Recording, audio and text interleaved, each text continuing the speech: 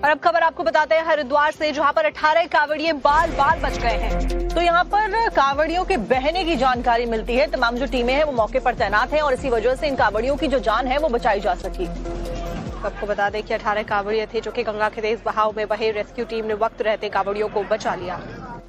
तो इसलिए सावधानी बरतने के लिए कहा जाता है कांवड़ियों से भी और तमाम उन लोगों से भी जो कि नदी के आसपास में है। गंगा फिलहाल अपने जो फ्लो है उससे ज्यादा बह रही है और इसी वजह से फिलहाल कांवड़ियों के बहने की खबर फिलहाल मिली, जिसके बाद में एनडीआरएफ और एसडीआरएफ की टीम जो कि मौके पर तैनात थी उनके द्वारा तुरंत इन कांवड़ियों का रेस्क्यू कर लिया गया।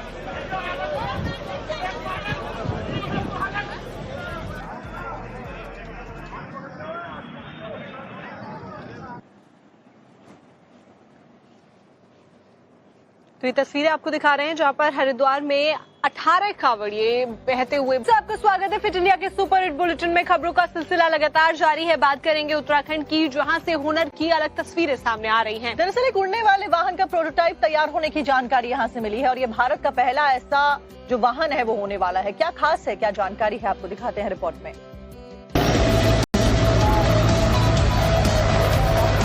पहाड़ की वादियों से अब उड़ान की एक नई कहानी लिखी जा रही है। ये तस्वीरें अल्मोड़ा के स्टेडियम की हैं, जहां एक युवा ने अपने बनाए फ्लाइंग व्हीकल का प्रदर्शन किया। नाम है रवि टिमटा और सपना है एक ऐसा वाहन तैयार करना जो सड़क पर चलने के साथ साथ आसमान में भी उड़ान भर सके। अल्मोड़ा के छोटे से गांव काफली खान से निकलकर रवि ने अपने इस सपने को हकीकत का रूप देने के लिए कई साल मेहनत की। जब उनका फ्लाइंग व्हीकल लोगों के सामने आया तो हर किसी की नजर इसी पर टिक गई। रवि के मुताबिक उनका ये प्रोटोटाइप इलेक्ट्रिक व्हीकल है, यानी इसे बैटरी से चलाने की तैयारी की गई है। हमें एक ऐसा ऑप्शन होना चाहिए जो रोड में भी हो और स्काई में भी हो। तो इसीलिए ये फ्लाइंग कार डेवलप की कि जैसे मेडिकल इमरजेंसी है या कोई समय की हमें दिक्कत है तो उस पर ये चीजें यूजफुल होगी। रवि का कहना है कि दुनिया में लगातार बढ़ते तेल संकट और पारंपरिक ईंधन की चुनौतियों को देखते हुए उन्होंने इलेक्ट्रिक तकनीक को चुना। इस वाहन में सुरक्षा को खास तवज्जो दी गई है। रवि के मुताबिक फ्लाइंग व्हीकल में इनबिल्ट पैराशूट समेत कई सुरक्षा इंतजाम किए गए हैं। रवि टिमटा का दावा है कि उनका बनाया ये प्रोटोटाइप व्हीकल भारत की पहली उड़ने वाली कार है। रवि की इस कामयाबी से उनके परिवार में भी खुशी का माहौल है। रवि के पिता हरीश राम टिमटा बताते हैं कि बेटे की शुरुआती पढ़ाई गांव के ही स्कूल से हुई, लेकिन उसके सपने गांव की सीमाओं से कहीं आगे थे। एक छोटे से पहाड़ी गांव से निकला युवा और सपना आसमान को छूने का। रवि का ये प्रयोग सिर्फ एक वाहन का प्रोटोटाइप नहीं, बल्कि उन तमाम युवाओं के लिए उम्मीद की उड़ान भी है जो सीमित संसाधनों के बावजूद कुछ नया करने का सपना देखते हैं। अल्मोड़ा की जमीन से तैयार हुआ ये फ्लाइंग व्हीकल अभी प्रोटोटाइप स्टेज में है, लेकिन रवि की कोशिश ने इतना जरूर दिखा दिया कि अगर हौसला हो और मेहनत लगातार जारी रहे तो पहाड़ का युवा आसमान को भी अपनी मंजिल बना सकता है। प्रदेश की राजनीति से जुड़ी हुई खबर की। दरअसल पक्ष और विपक्ष के बीच में जुबानी जंग तो जारी है ही, लेकिन अब समाजवादी पार्टी और भारतीय जनता पार्टी के बीच में पोस्टर वॉर भी शुरू हो गया है। दरअसल आने वाले साल यानी कि 2027 की शुरुआत में उत्तर प्रदेश के विधानसभा चुनाव होने वाले हैं। उसी को लेकर तमाम पार्टीज अपना दमखम लगा रही है। उसी के तहत समाजवादी पार्टी ने लखनऊ में कैसे पोस्टर्स लगा के एक संकेत देने की कोशिश की है, आपको दिखाते हैं। उत्तर प्रदेश में आगामी चुनाव को लेकर अभी से सियासी गतिविधियां तेज हो गई हैं। समाजवादी पार्टी के मुखिया अखिलेश यादव लगातार योगी सरकार पर हमला बोल ही रहे हैं, लेकिन अब उनके पार्टी के नेता भी बीजेपी को घेरने में पीछे नहीं हैं। अखिलेश यादव ने हाल ही के दिनों में जिन जिन मुद्दों को उठाया है, उन्हीं मामलों को एक पोस्टर के जरिए पार्टी नेताओं की ओर से राज्य सरकार को निशाने पर लिया गया है। समाजवादी पार्टी के इस पोस्टर में बीजेपी सरकार पर गंभीर आरोप लगाए गए हैं, जिसमें अयोध्या में राम मंदिर चढ़ावा चोरी, केदारनाथ धाम से सोने के गायब होने का जिक्र किया गया है। ईवीएम के बहाने चुनाव आयोग की निष्पक्षता पर सवाल खड़े किए गए हैं। इसी तरह से नीट पेपर लीक, एथेनॉल के मुद्दे पर बीजेपी सरकार को कटघरे में खड़ा किया गया है। पोस्टर के कैप्शन में जनता जागी सरकार भागी लिखा है, जिसके जरिए इशारों इशारों पर पीएम नरेंद्र मोदी पर निशाना साधा गया है। यूपी की राजनीति में पोस्टरों को लेकर जमकर सियासत देखने को मिलती है। पार्टी कार्यकर्ता अक्सर पोस्टरों के जरिए अपने समर्थकों और विरोधियों को संदेश देने की कोशिश करते हैं। इसी क्रम में सपा नेता ने अब ये पोस्टर लगाया है। उत्तर प्रदेश में अक्सर पोस्टरों को लेकर सियासत देखने को मिलती है। समाजवादी पार्टी हो या भारतीय जनता पार्टी, दोनों के बीच इस तरह के पोस्टर लगाकर विरोध पक्ष को संदेश देने की कोशिश की जाती है।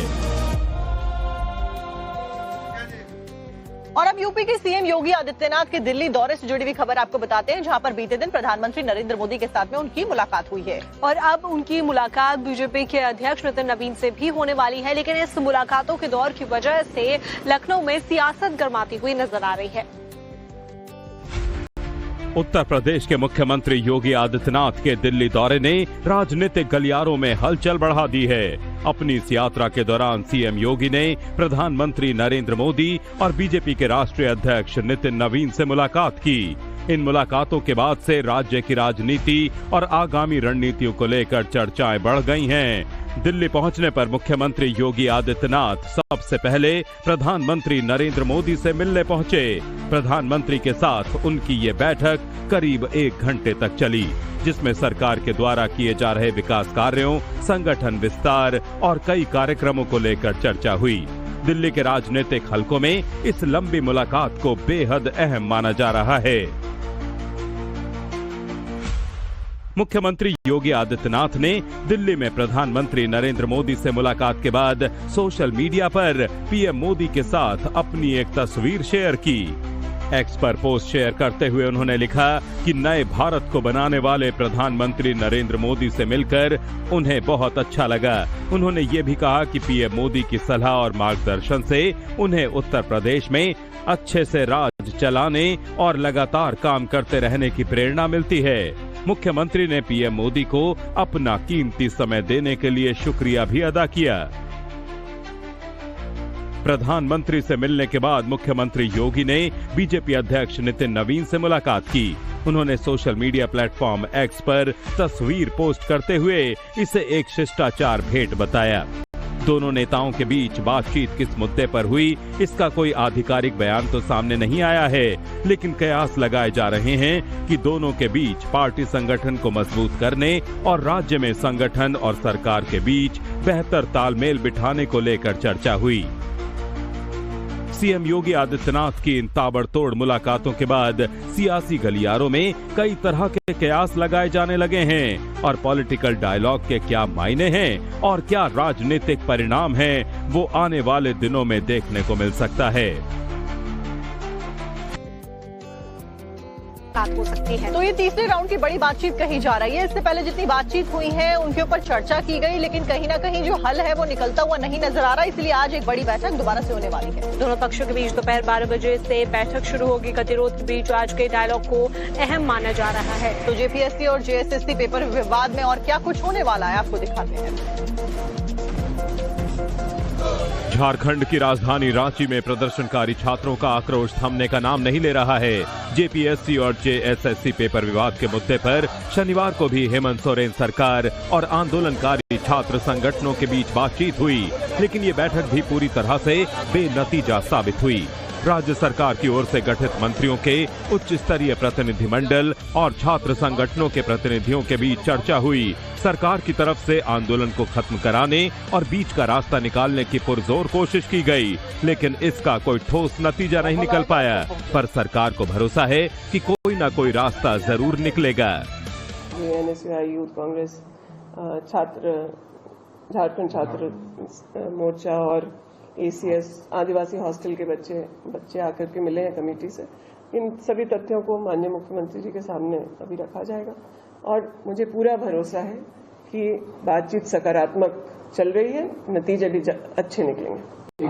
एक तरफ राज्य की हेमंत सोरेन सरकार प्रदर्शनकारी छात्रों के साथ बातचीत में डेडलॉक को खत्म करने की कोशिश में है। राज्य सरकार का कहना है कि वो छात्रों के गुस्से को शांत करने और आंदोलन को शांतिपूर्ण तरीके से खत्म कराने के लिए नए विकल्पों पर विचार कर सकती है। इस बीच छात्रों के आंदोलन के बहाने राज्य की सियासत भी गर्मा गई है। राज्य में विपक्षी बीजेपी ने झारखंड सरकार की मंशा कब्रिस्तान में, और उसके बाद में जो तस्वीरें वहां से निकल कर आई हैं उसमें जो अतीक अहमद के बेटे हैं वो फूट फूट कर रोते हुए दिखाई दे रहे हैं।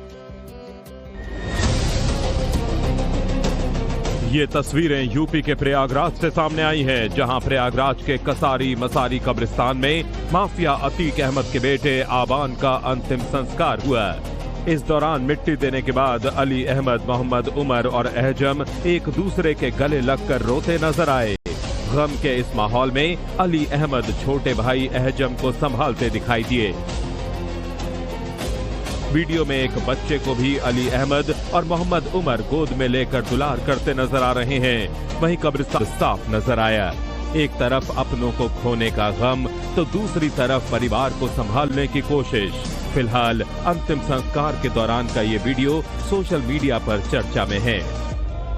कई अलग अलग शहरों में हेलीकॉप्टर के जरिए कांवड़ियों के ऊपर पुष्प वर्षा की जाएगी, जिसमें बागपत, सहारनपुर में बरसाए जाएंगे फूल। मुजफ्फरनगर, मेरठ में भी पुष्प वर्षा होगी।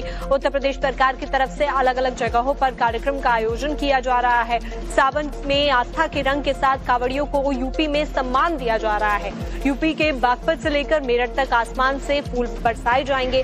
सीएम योगी भी कार्यक्रम में शामिल होकर कांवड़ियों पर फूल बरसाएंगे। पुष्प वर्षा से पहले तैयारियां पूरी कर ली गई हैं। साथ ही साथ हर संदिग्ध गतिविधियों पर भी नजर रखी जा रही है। सुरक्षा के भी पुख्ता इंतजाम किए गए हैं। आपको दिखाते हैं एक खास रिपोर्ट।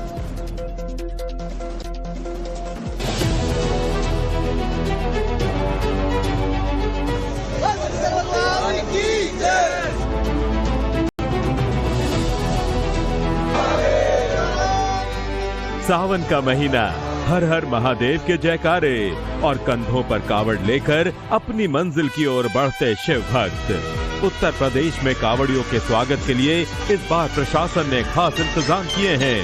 हर साल की तरह इस बार भी सरकार की ओर से कावड़ियों पर हेलीकॉप्टर के जरिए पुष्प वर्षा की जाएगी। बागपत में सुबह 10:30 बजे से 11:15 बजे तक, सहारनपुर में 11:45 से 12:45 तक, मुजफ्फरनगर में 1:30 बजे से 2:15 बजे तक, मेरठ में 3:45 से 4:30 बजे तक कांवड़ियों पर हेलीकॉप्टर से फूल बरसाए जाएंगे। इससे पहले रायबरेली में भी गोकना घाट से गंगा जल लेकर निकले कांवड़ियों का पुलिस ने भव्य स्वागत किया। पुलिसकर्मियों ने कांवड़ियों पर फूल बरसाए और उनका उत्साह बढ़ाया। साथ ही कांवड़ियों के लिए पानी और नाश्ते की व्यवस्था भी की गई। सुरक्षा को लेकर पुलिस मुस्तैद नजर आई। यूपी के सीएम योगी आदित्यनाथ ने भी सभी पर पुष्प वर्षा की। उन्होंने कहा कि सावन के महीने में पवित्र कांवड़ यात्रा चल रही है। भगवान शिव के भक्त हरिद्वार की हर की पौड़ी से पवित्र जल लेकर अपनी मंजिल की ओर बढ़ रहे हैं। ये जल की वैसे जो डाक कावड़ का सैलाब है वो सड़कों पर देखा जा रहा है। इसी बीच हाईवे पर भीड़ भी देखने को मिल रही है। हरिद्वार में भी ये भीड़ बढ़ गई है और इसी को लेकर सुरक्षा व्यवस्था के चाक चौबंद किए गए हैं। आपको दिखाते हैं रिपोर्ट। हर तरफ भगवा रंग, सड़कों पर दौड़ते डाक कावड़िए और हर हर महाजारी है। ये तस्वीरें यूपी के फिरोजाबाद से सामने आई हैं, जहां फिरोजाबाद में खाद्य सुरक्षा विभाग की टीम ने जिले की 14 आटा मिलों पर छापा मारा। इस दौरान कुछ आटा मिलों में मिलावट की पुष्टि हुई। थाना टुंडला क्षेत्र स्थित एक आटा मिल में टीम को मिलावट का शक हुआ, जिसके बाद इन मिलों पर कड़ी कार्रवाई की गई। जांच के दौरान मिल के गोदाम में बड़ी मात्रा में सेल खड़ी पाउडर बरामद हुआ। खाद्य विभाग की टीम ने करीब 25 बोरी आटे को जब्त कर लिया। अधिकारियों ने मिलावट की आशंका वाले आटे के नमूने भी लिए हैं, जिन्हें जांच के लिए लैब में भेज दिया गया है। हम लोगों ने जितने भी जनपद में फ्लोर मिल हैं, फ्लोर मिलर्स हैं, उन सबके यहाँ सघन निरीक्षण शुरू किया था। और सघन निरीक्षण में इसी दौरान आयुक्त महोदया का और खाद्य सुरक्षा औषधि प्रशासन का और जिलाधिकारी फिरोजाबाद का भी आदेश था। तो हम लोग उसी के क्रम में लगातार सघन निरीक्षण हर जगह किए। उधर गाजीपुर में भी मिलावटी और खाद्य पदार्थों के खिलाफ FSDA ने विशेष अभियान चलाया। आटा मिलों पर हुई जांच के दौरान अलग अलग प्रतिष्ठानों से कुल 6 खाद्य नमूने लिए गए। जांच के दौरान अधिकारियों ने 1454 किलोग्राम गेहूं का आटा सीज किया। खाद्य विभाग के मुताबिक सभी नमूनों को जांच के लिए उत्तर प्रदेश खाद्य विश्लेषक प्रयोगशाला भेजा गया है। अब जांच रिपोर्ट का इंतजार है। अधिकारियों का कहना है कि लैब रिपोर्ट में अगर खाद्य सुरक्षा और गुणवत्ता मानकों का उल्लंघन सामने आता है तो आटा मिलों के खिलाफ खाद्य सुरक्षा एवं मानक अधिनियम 2006 के तहत कानूनी कार्रवाई की जाएगी।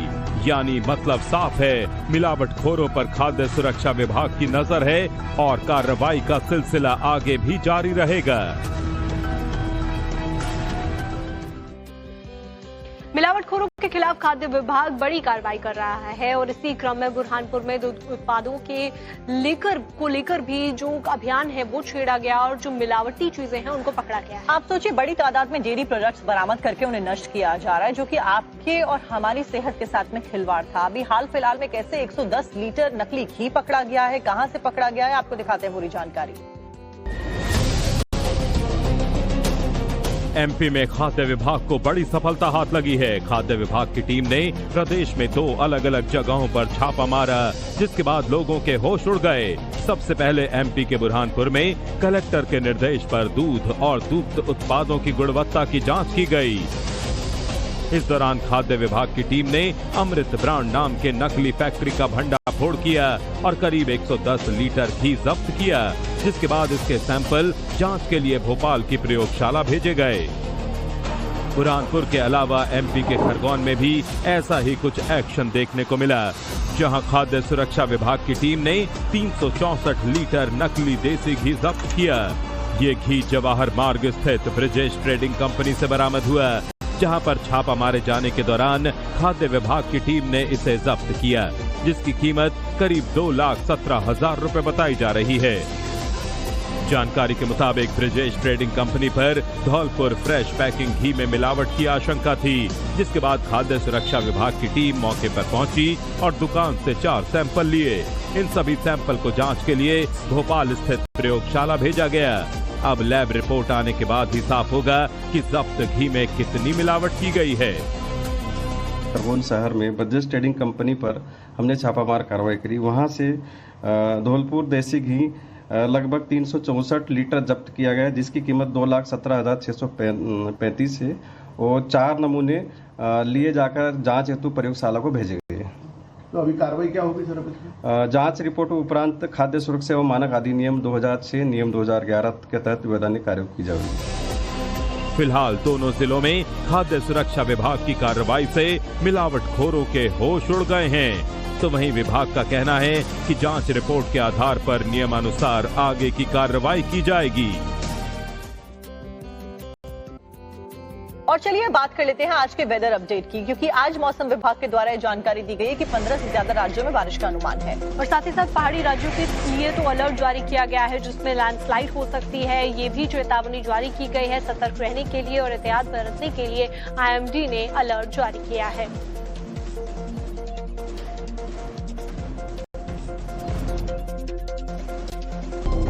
देश भर में मौसम का मिजाज पूरी तरह से बिगड़ चुका है। इसके साथ ही मौसम ने करवट ले ली है। देश के कई राज्यों में भारी बारिश, आंधी और तूफान का अलर्ट जारी किया गया है। मौसम विभाग ने आज यूपी, उत्तराखंड, दिल्ली समेत 15 राज्यों में मौसम खराब रहने की चेतावनी दी है।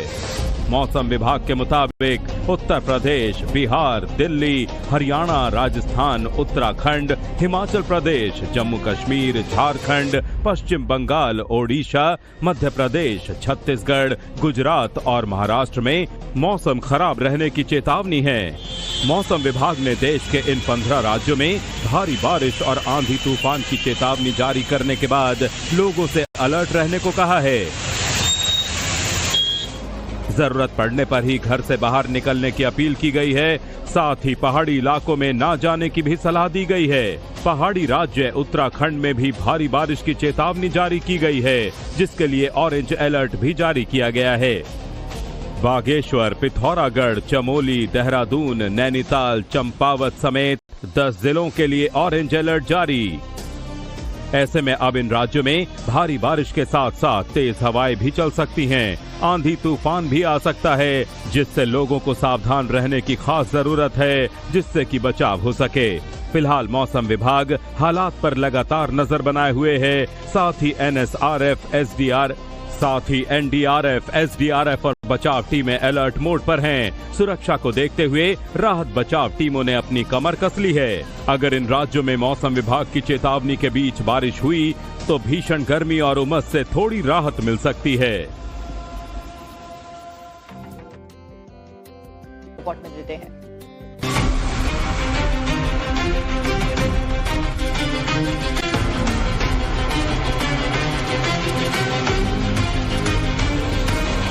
हमने कहा जो कुर्सी कल जानी वो आज चली जाए, ठीक है, लेकिन जनता के लिए आए हैं, जनता की सुनवाई करेंगे।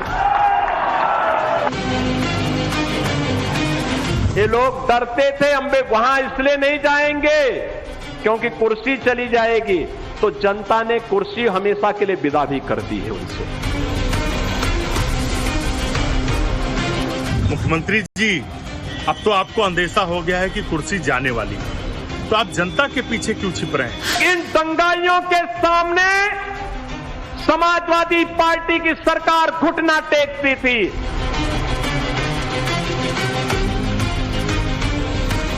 आज यूपी नो कर्फ्यू नो दंगा, और यूपी में है अब सब चंगा।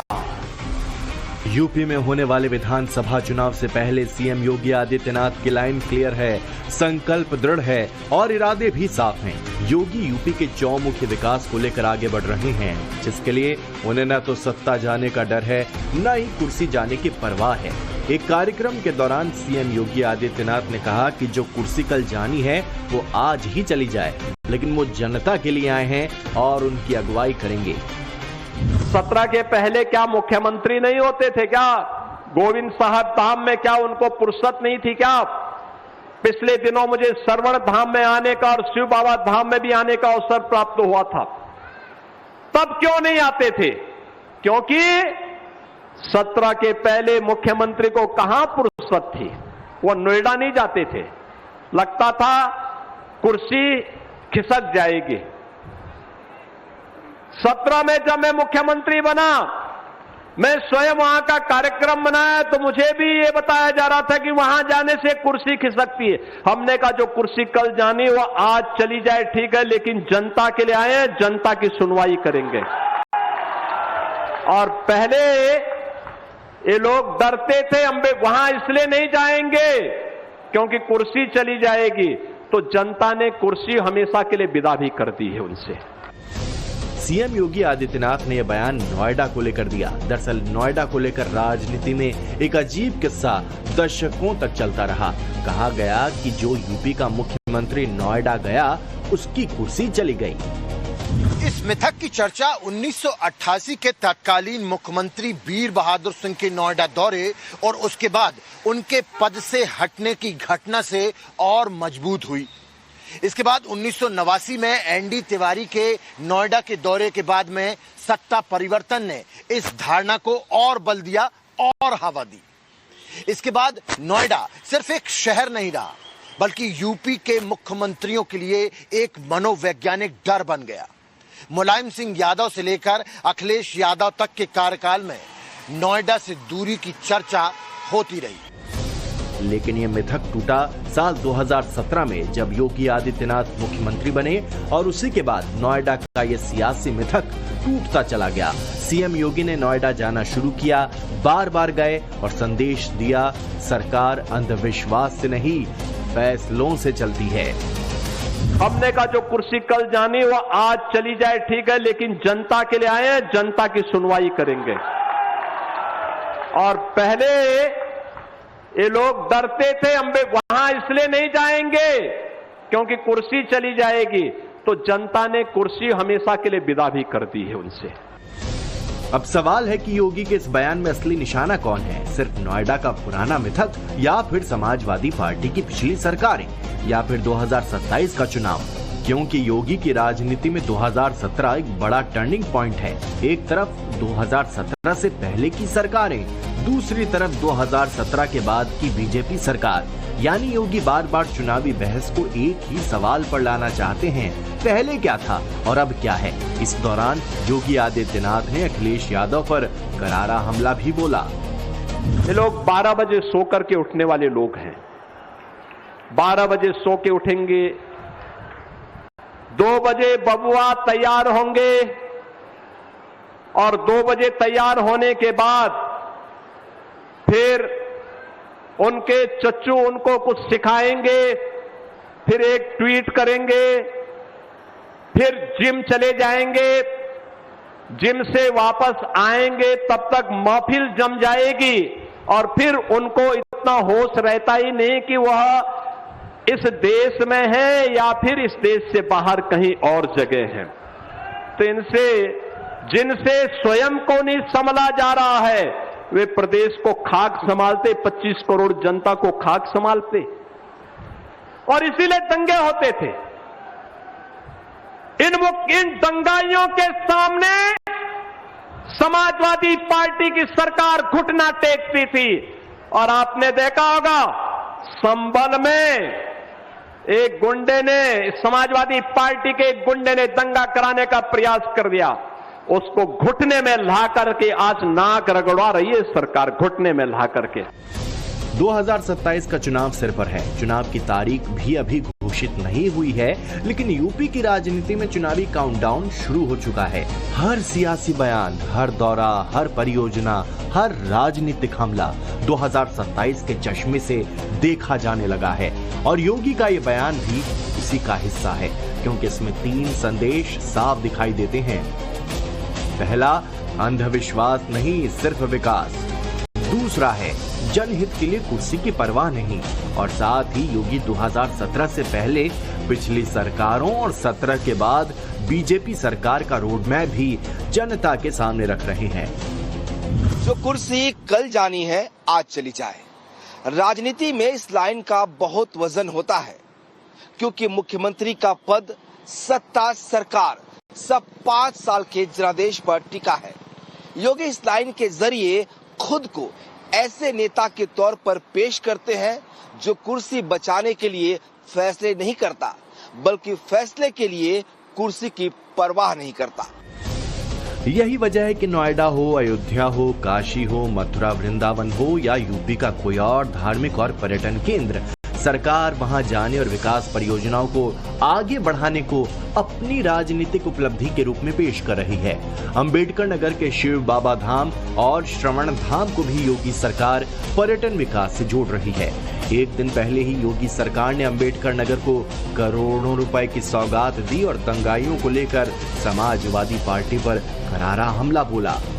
पहले इन दंगाइयों को मुख्यमंत्री आवास में बुला करके सम्मानित किया जाता था, और आज जब कोई धमकी देता है कि दंगा करवा देंगे, तो मैं कहता हूं आओ बच्चों थोड़ा दंगा करवा लो, मैं तुम्हें दंगा कराना सिखा देता हूं कैसा दंगा होता है। बहनों और भाइयों, आज यूपी नो कर्फ्यू नो दंगा, और यूपी में है अब सब चंगा।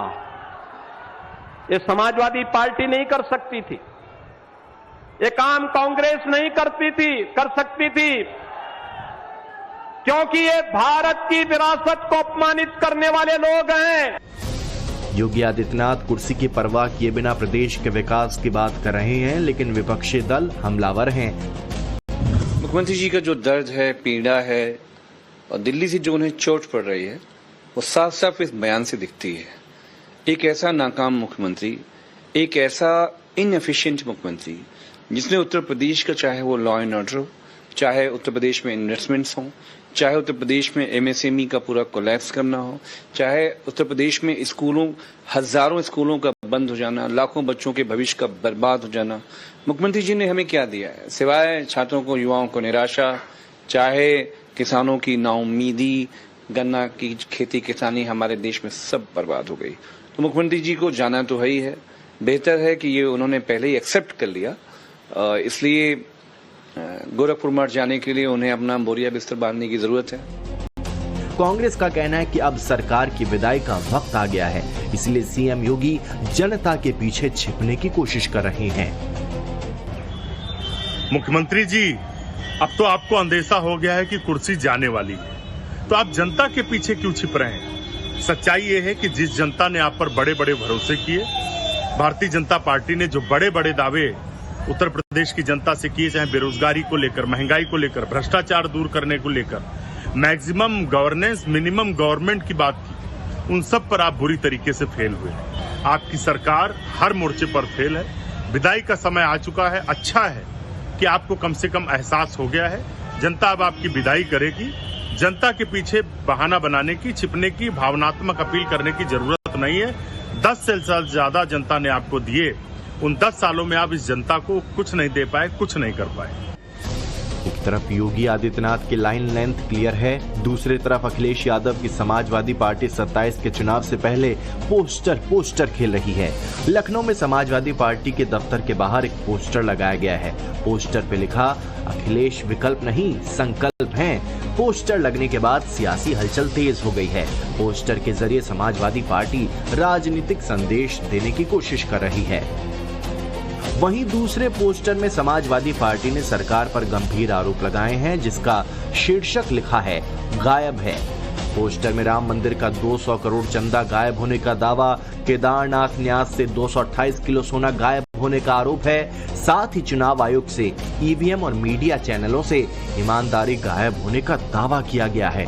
इतना ही नहीं, एथेनॉल के नाम पर गाड़ियों का माइलेज और नीट में छात्रों का भविष्य गायब बताया गया है। साथ ही कोयला मंत्रालय से करोड़ों का कोयला और देश की स्वास्थ्य व्यवस्था गायब होने का आरोप लगाया है। पोस्टर में विश्व गुरु के भी गायब होने का तंज कसकर मोदी सरकार पर निशाना साधा है। पोस्टर के नीचे लिखा है, जनता जागी सरकार भागी। इतना ही नहीं, एक दूसरे पोस्टर में कानपुर लखनऊ एक्सप्रेसवे में गड्ढों का जिक्र कर सरकार पर निशाना साधा है। यूपी चुनाव से पहले समाजवादी पार्टी इन मुद्दों को लेकर सरकार पर हमलावर है।